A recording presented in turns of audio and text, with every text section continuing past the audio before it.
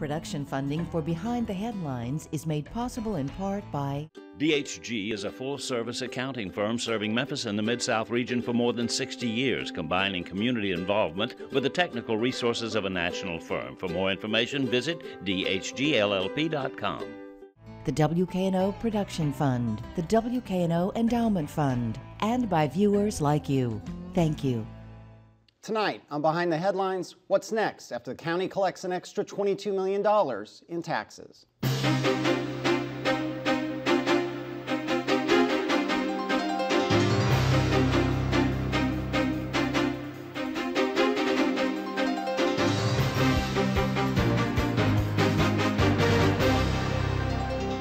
I'm Eric Barnes, publisher of the Memphis Daily News. Thanks for joining us. I'm joined tonight by Harvey Kennedy, Chief Administrative Officer for the county. Thank you for being here. Thank you, Eric.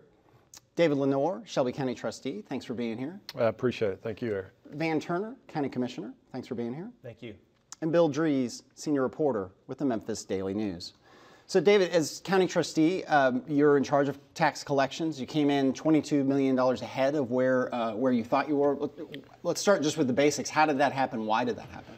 Yeah, well, Eric, really the primary reason is the taxpayers paid at a better rate than we anticipated. When we forecast revenue, we sit down with Mayor Luttrell and his administration. There are a number of variables that go into that forecast, one of which is the collection rate that we anticipate. In building our forecast, we use a 10-year average just to try to smooth the data so you don't have these one-year aberrations that occur from sort of anomalies. So we use long-term numbers. We forecasted somewhere around 94% as far as the collection rate. And as it relates to realty, the big number of the budget, taxpayers actually paid at 96%. So a 2% difference may not sound like a lot, but when you're dealing with $600 million, 2% is about $12 million. And the total collections were in the, 730,000 ranges? 730 million, excuse me. Yeah, correct. But of course, that's broken down between realty, the dirt in the ground, the personal T, which is the personal property, which is furniture, fixtures, and equipment. That businesses pay. Correct. Right. And then you're going to scare everyone out there who doesn't know about personal tax. Now you're coming after their furniture and their couches and so on. So you got to be careful. And some have referred to it as a personality tax, and in that case, some of us wouldn't owe very much. That's true. But and then state assessed property. Okay. Are really the big components of property tax. And so, Harvey, so is it now the county says, all right, we've got $22 million in a bank account and let's go spend it in conjunction with the county commission, or is it not that simple? No, it's really not that simple, Eric. We don't take anything like an over collection or ahead of budget. What will happen is those funds are collected and they go into three very separate, distinct funds. You may recall when you get your property tax bill, you've got three components of the property tax, with the biggest portion of it, 49%, actually goes to the education fund. 33% of that goes to the general fund, and another 18% we put out there to take care of the debt service issues there. The surplus, if you will, the $22 million of excess collections by the trustee, and we thank him for that, they would go in that same proportion into those funds, and they would calculate and collect to the end of the year and actually add to probably what will be a net operating surplus in each one of those funds. So you said about $10 million to go, I think, into education funds. Yeah, a little over $10 million to education. That's correct. And so will that be $10 million extra that is spent in the next 12 months? Okay. No, I misunderstood that when I read some of the, so clarify that if you would. The education budget is actually a very specific set budget that's approved by the county commission each year, and we give them exactly that much money. The upcoming year, it's going to be $391 million. Previous year, it was $381 million. There is a $10 million increase, but it's not necessarily this $10 million. We collect from property taxes an amount for education that's somewhat less than what their budgeted amount is. And whatever the difference is at the end of the year, we make up with an allocation from the wheel tax that's collected by the county. So in the end, they will get exactly what was budgeted for them. Last year that we just finished, they got $381 million that had been approved by the county commission in their budget. Okay. And so in the county commission, I mean, I think everyone is happy that there's this extra money, but there was some frustration expressed by the commission because you all are budgeting, you're making, paraphrasing some of the conversation, and Heidi Schaefer, who's head of the budget committee, who couldn't be here today, and Terry Rowland and others who said, you know, this is so hard for us. We're making these tough decisions. We're cutting certain budgets. We've got more requests than we have, you know, money. How come we can't predict this better? Is that a fair assessment of some frustration within the commission? Yeah, I mean, in a perfect world, we would have had all the figures, all the numbers when we were going through our budget discussions, and we could have, I guess, made a more intelligent decision as it relates to setting the tax rate, as it relates to budgetary allocations. But, you know, I think that's just how our budget is laid out. Our fiscal year ends at the end of June. It picks up at the beginning of July. And for various reasons, as it relates to how we collect taxes, you know, we have to go based on allocations and projections. And just for the time being, it's just what we have. And again, we want to thank Trustee Lenore for the collections and the surplus. One more question, I'll go to Bill. So if the general trend then, and there's all kinds of things going on, but one certainly is we're coming out of the Great Recession, the huge real estate bust, and we'll talk more detailed numbers here in a few minutes. But if the trend is genuinely in the direction of more tax collections, more people able to pay, et cetera, is it time for a tax decrease? Because I'm sure there are a whole lot of people saying, hey, if there's $22 million, you know, isn't that, I think it's right that every penny off the tax rate is about $1.6 million or give or take. So why not drop the tax rate 10 cents? I mean, is that something that, if not for, you know, obviously for this year, is that the direction the commission will go? Yes, I mean, I don't think the commission is opposed to a tax rate decrease, but you said the key word, it has to be a trend. And trends are not determined by 1 year. I think we have to really look at a couple of years to make sure that this is, in fact, a trend. And I think once it is realized that it is a trend, you will probably see a tax rate decrease. Okay, Bill. So with the money that goes now to education from this extra money that's been collected in terms of property tax revenue, what happens to the wheel tax revenue that was going to go to education that this, it sounds like, is swapped out for? Anytime when we make up the amount that's due to the schools for their operating budget, the balance of the wheel tax that does not go to operating funds goes to the debt service fund for schools.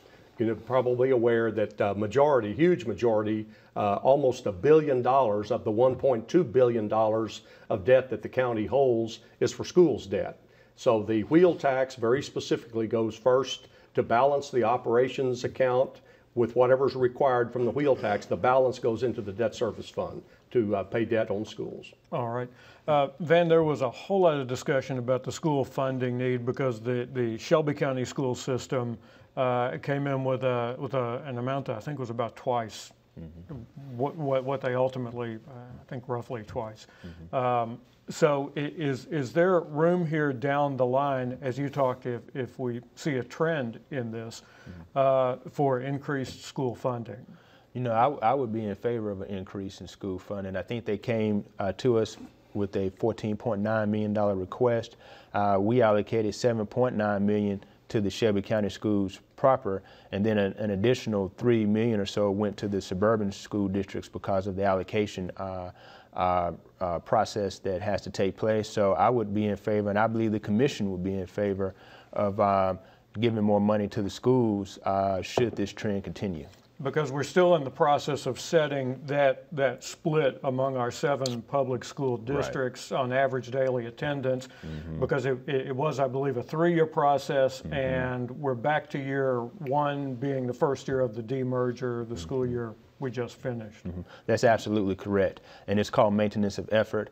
I'm sure the public is aware of it, given the issue that had taken place with the city of Memphis and the Memphis City Schools. So there is a 3-year process, and once we set that, amount of funds that goes towards education, we can't decrease. So that's why it's so important to make sure that we set a rate, we set an amount of the county commission given to the schools that we can afford to continue for the long run.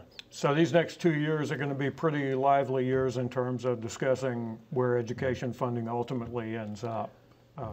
Yes, I would say so. There's flexibility in these upcoming, well, the current year will be the second. There's one more year, and there's flexibility in the budget before maintenance of effort requirements set in. Right. David, is this a trend? Should we expect that this revenue number is going to grow? Well, I don't know about the revenue number growing, but I will say it does appear that the financial health of Shelby County is improving. When you look at the number of investments that are being made by the private sector, Overton Square, Crosstown, Guest House at Graceland, among others, I think that is a positive sign. I read my Pulse report this morning and saw that residential real estate sales are up, commercial sales are up. So things are improving, no doubt about it. And I guess I want to go back to something that Mr. Kennedy touched on.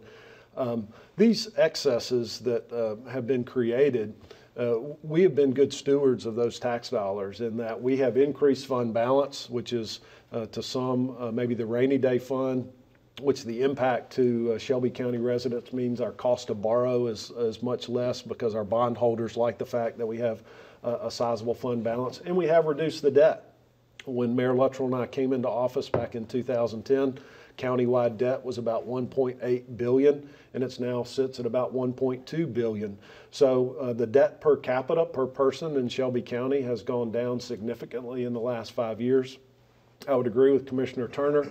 I think at some point in time we have to answer the question, is it time for a tax decrease? But I think we have to look and see where we want to provide that tax decrease.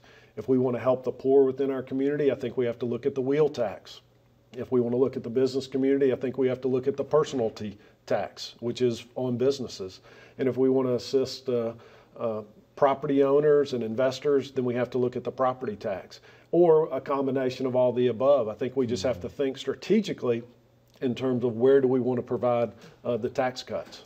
To that end, would it be helpful overall, would it be helpful to you and your office if the commission did get their own financial analyst? Because that's one thing that's been talked about, that some people on the commission are saying, hey, I think we need our own financial analyst person team that's helping us make projections and so on. Or would that just be one more voice in the room kind of going in the new direction? Yeah, you know, ideally you would hope that skill set is encompassed within the body of 13, but if Right. they feel the need that they may want to have someone, I sat down with Commissioner Right. Schaefer and Commissioner Chisholm just earlier this week and talked about some of the numbers.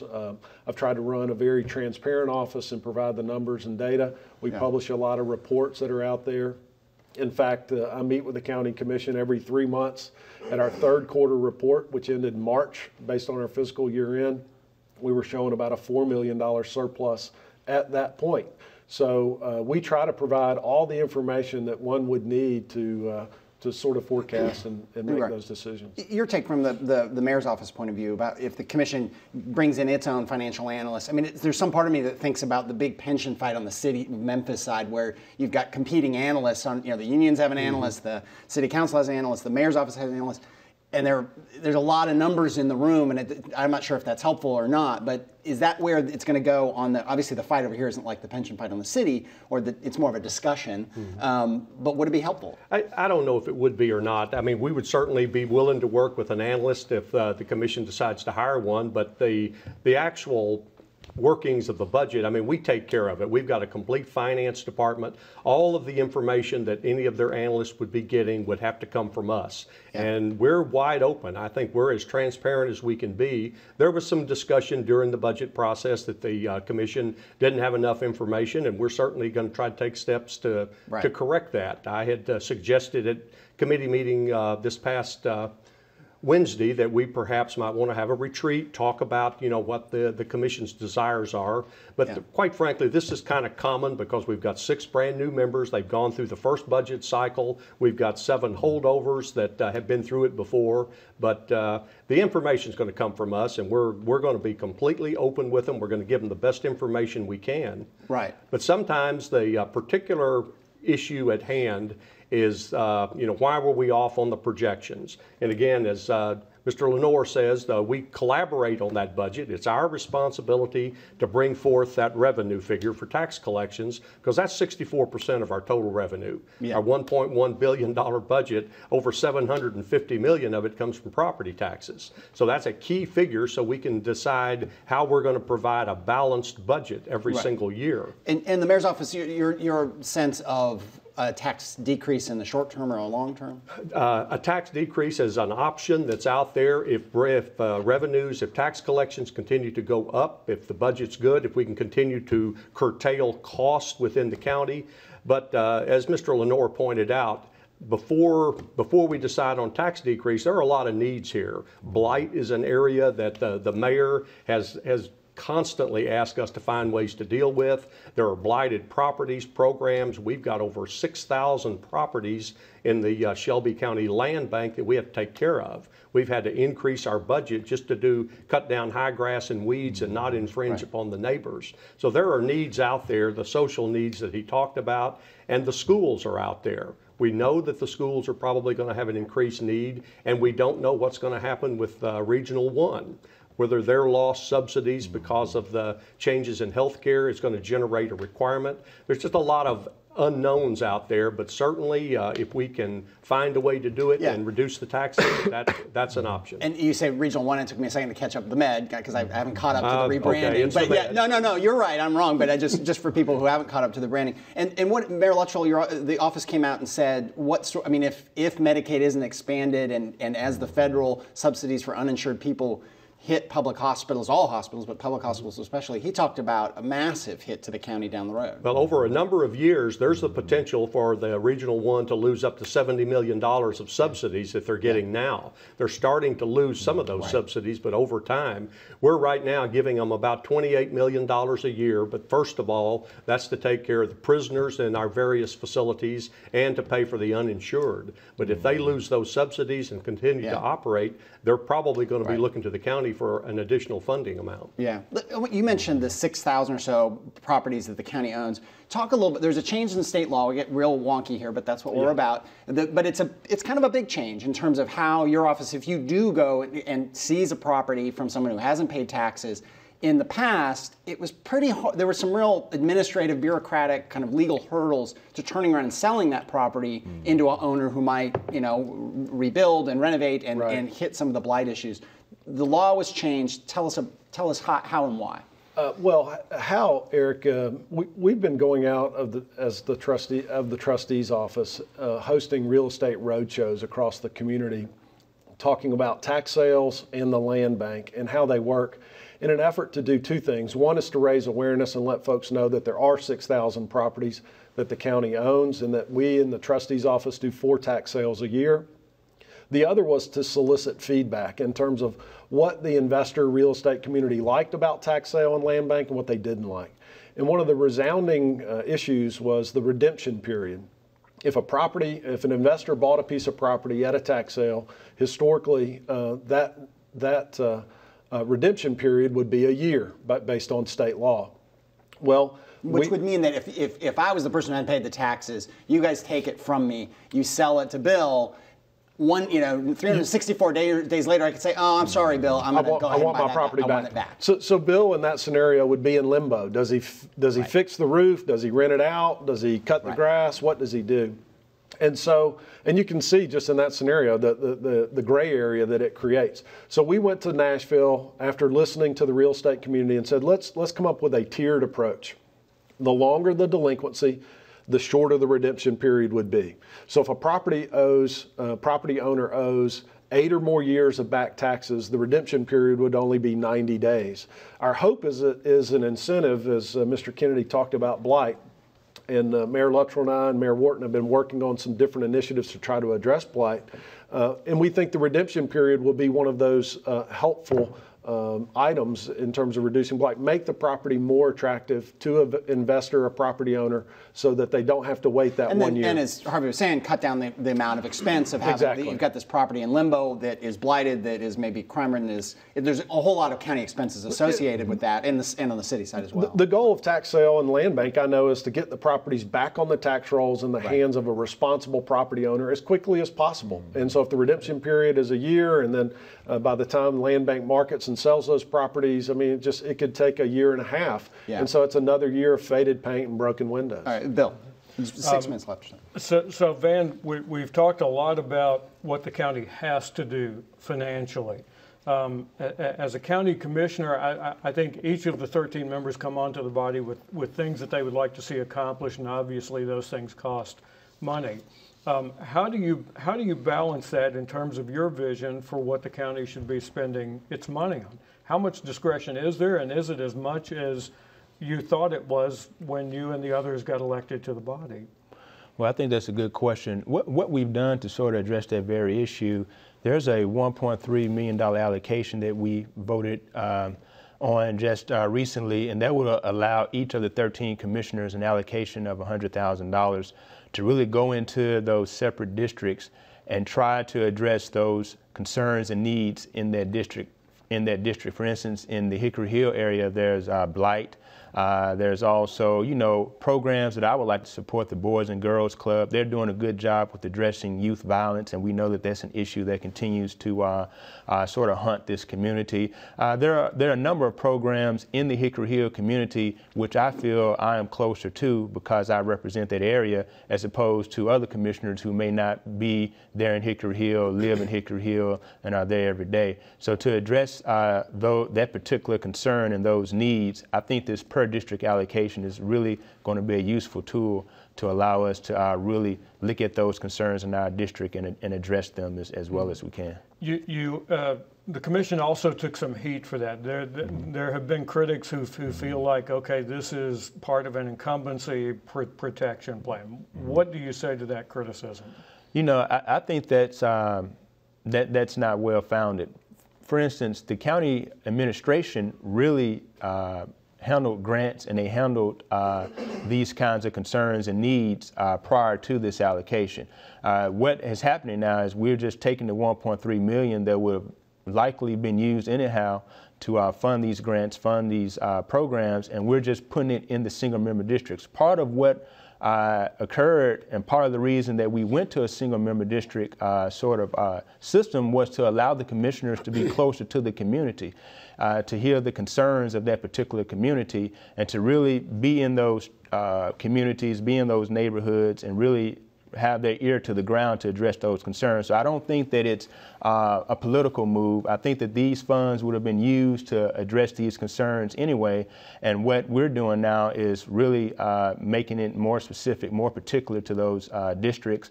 And again, I think it's far from politics. Mm-hmm. David, I want to go back. We've talked so much about property tax revenue here. You brought up the wheel tax as we were talking about a reduction. Do you think there's room to reduce the wheel tax? There's certainly been some, it's a very controversial tax over a lot of years. Where do you think we are with it, and where should we be with the wheel tax? Well, actually, we administer the wheel tax rebate program for seniors within the community. And when we're out in the community talking about tax relief, tax freeze, and the wheel tax rebate, 9 times out of 10, most taxpayers say, well, I thought that was supposed to be temporary. And that was my understanding of the wheel tax, that it was intended to be temporary. Bill, to your question, yes, I think if this trend continues, and it seems like no doubt a fire has been created within Shelby County, a positive fire, there's a real vibe going on. There's an article recently about some of the positive things going on in the Memphis community. Then yeah, I think phasing out the wheel tax strategically over time, reduce it 25% 1 year, another 25 the next year, and then with a goal of eventually sort of weaning ourselves off that wheel tax, I think would send a positive message throughout the entire community. Because keep in mind, that wheel tax is only paid by Shelby County residents, where personally tax and property tax is paid predominantly by Shelby County residents. But the wheel tax for sure is if you live in Shelby County, you own a car, you pay the wheel tax. And so I think, yes, if we head on this trend, that makes sense. And the administration's point on the wheel tax? You know, of course, we're a conservative administration. We'd like to reduce taxation on the citizens as much as we can, but the practical problem is that's a $30 million source of revenue, and we've used it to balance the budget for schools operation and schools debt, and something has to substitute for it, or you've got to find $30 million worth of reductions in spending. So I don't object to the trustees' idea of phasing it down, phasing it out, but we got to be mindful that it's an important source of revenue, and it has to be replaced, or else the expenditure side of the equation has to take care of it with reduced spending. All right, in just a minute left. Your office took over tax collections for the city of Memphis. You're what, coming up on the end of your first year of that, or no? Actually, second? It's our third year of the relationship, but the relationship is only right now delinquent tax only. We hope that next year we will collect both currents and delinquents for the city of Memphis. And how's it going with delinquent? Is there a $22 million surplus on the horizon for the city of Memphis? Should everyone get excited over there? No, no. The relationship's going good. It's a good relationship with the city of Memphis. We're in the process of a real deep dive in terms of converting their data. But the relationship is a good relationship. And to take over all the tax collection, that's just being negotiated? No. It was part of the original contract. It's just a timing issue as it relates to us getting onto a new tax system and converting their data. It's already saved taxpayer dollars. Okay. David Lenore, thank you. Harvey Kennedy, Van Turner, thank you. Thanks, Bill. Thank you for joining us. Join us again next week.